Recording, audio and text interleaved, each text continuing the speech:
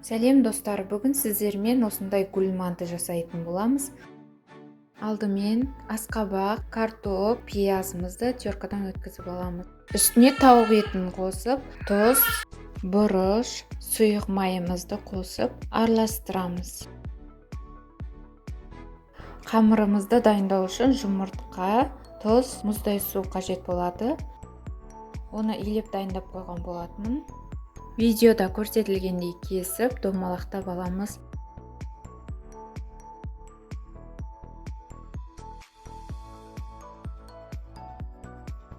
Видеодағыдай домалақ етіп барлық қамырды жайып шығамыз. Қамырымыздың ішіне салмасын салып, гүл етіп түйіп шығамыз.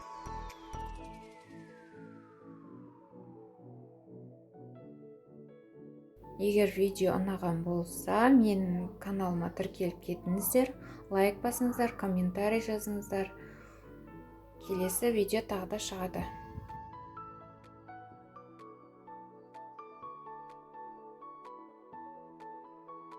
Осылай күшті болып піседі.